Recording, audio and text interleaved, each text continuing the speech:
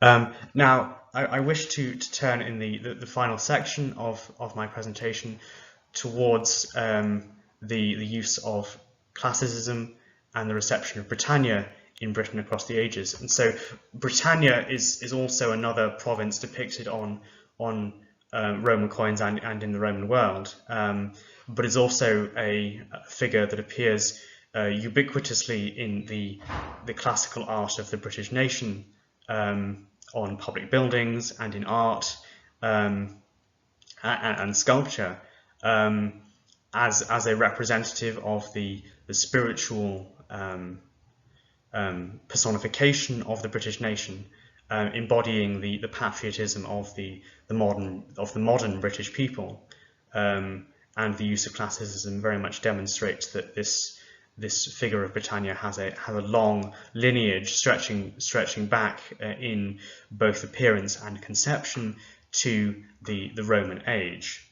Now, the first extant image that we have is the Britannia of Aphrodisias on the left here, which shows the Emperor Claudius defeating Britannia, who is now in a position of subjection with her breast bared, but below Claudius. This is very much showing the defeat of and subjection of Britain by Claudius in the 1st century AD, and it's very important to be aware that at this stage Britannia was not on equal footing with the Roman world, very much a subjected power. But we can see quite clearly with the stone statues of Britannia on the plinth in Somerset House and on Billingsgate Market that Britannia did become a very proud classical symbol of Britishness in later centuries, in the 18th and 19th centuries, and still to this day appears on British coins such as the 50-pence piece. And so, to begin with, Britannia first appears on coins in the reign of Hadrian and Antoninus Pius, and we can clearly see the similarities with later depictions, since Britannia is seated and has a shield and holds a staff, a spear.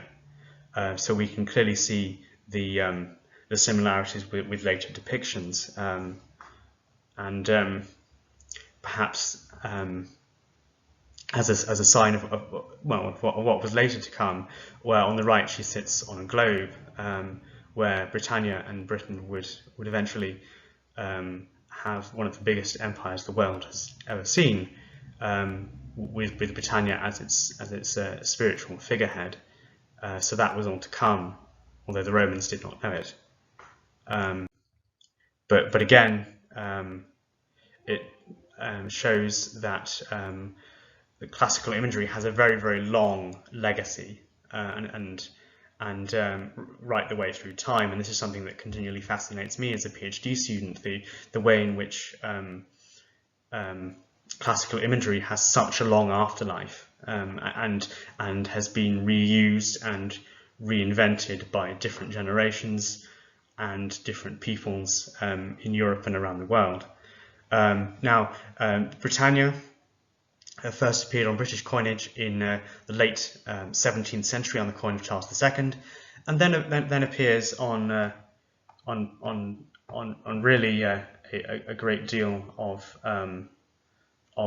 coins of every monarch since then, on low denomination copper coinage, which then means that the image would have been seen by a great majority of people, because they would have been using these coins as part of their everyday life. And so whilst Britannia appeared in originally as the personification of the British nation from the Renaissance onwards, it is from this period, the late 17th century, that image really gained traction. My research focuses on the deployment of Britannia deployment of Greco-Roman imagery, including Britannia, at the personification of the British nation on civic cultural artifacts produced in Britain during and after the Great War. So that's the First World War from 1914 to 1918. I'm particularly interested in the reasons why illustrators deployed Greek and Roman imagery to depict a 20th century conflict so long after the original classical age. And it is very clear to me that classicism has been invented and reinvented and reused and redeployed differently by different periods ever since the Roman age. Recently, I have investigated why illustrators used Britannia's image on printed media during the conflict to mobilize Britons. I argue that illustrators deployed Britannia because of her polysemic quality. That's her ability to mean different things to different groups of British people. However, I argue that illustrators were ultimately unsuccessful in using Britannia to mobilize the population for war. So illustrators deployed Britannia to mobilize Britons, such as housewives, on the left there, with the depiction of Britannia as a housewife, and then on the left, in a Christian magazine, the magazine of the Salvation Army rescue work, to encourage the Britons to save bread on the one hand, with Britannia as the housewife, promoting economy and carefulness, and then on the right to encourage Christians to remain teetotal or to become teetotal, to avoid having their productivity damaged by the drink beast. So the demon drink, here personified by a cat that refuses to go off from the lap of Britannia when she rises to get on with the work of war.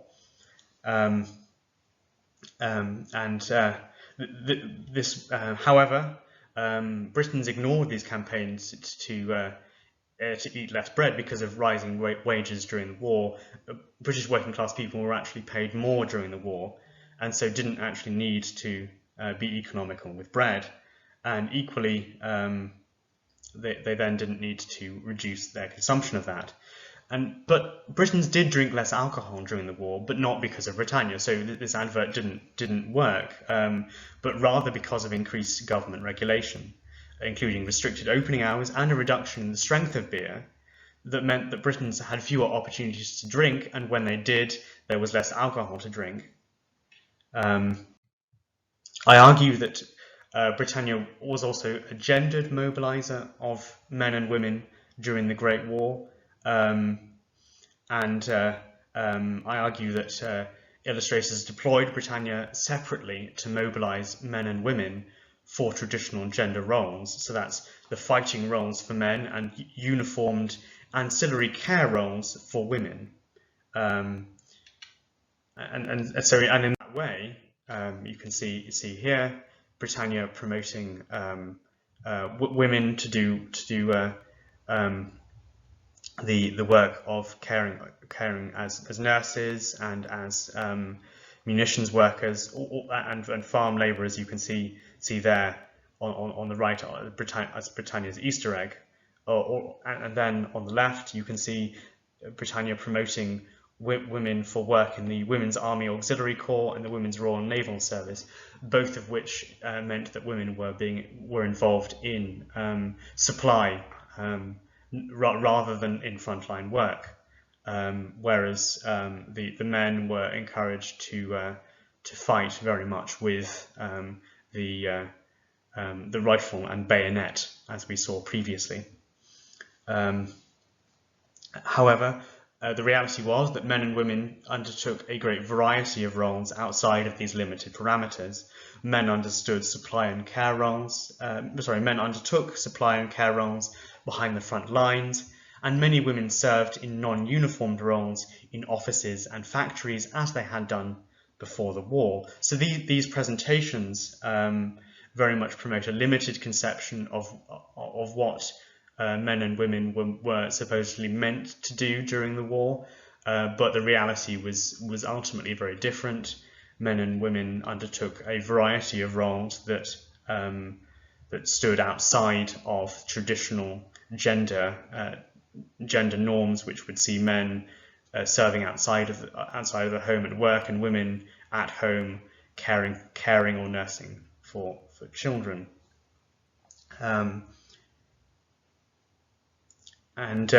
Finally, I argue that Britannia was deployed on the Honourable Discharge Certificate to sanitise memories for disabled veterans and provide consolation for them and their families by creating the impression that they had become injured fighting valiantly for their country, just like legendary Roman and ancient Greek warriors who would be worthy of victory prizes that you can see here on the certificate, the garlands and wreaths that you can see at the top above the servicemen. It's also worth noting that neither of the men depicted are injured, so these are very much idealized pictures, idealized images of what injured servicemen look like. The reality would have been very different, that men would have been injured, sometimes horribly injured physically, because of shells and gas and bullets, bullet wounds that would have left them not just disfigured but also seriously disabled in many cases. So this is very much an idealized, non-realistic presentation. Despite this presentation, the reality is the horrors of war, the horrors of the conflict would have been seen by Britons on the streets and the newspapers, meaning that Britannia's attempt to console or compare modern-day great war soldiers with ancient soldiers worthy of those victory prizes I mentioned earlier could not alter the overwhelming view of the war as immensely destructive and damaging. Thank you for listening to my presentation. I hope that you have learned a lot about not only the Roman presentation of provinces, but also about the afterlife of those images of provinces. That although the provinces appeared on Roman coins for different political reasons during the Roman age, they then also were used very much later as well throughout history for other political purposes unique to that particular period in time, and also as I've shown, during the First World War, to mobilize men and women, civilians, and the disabled.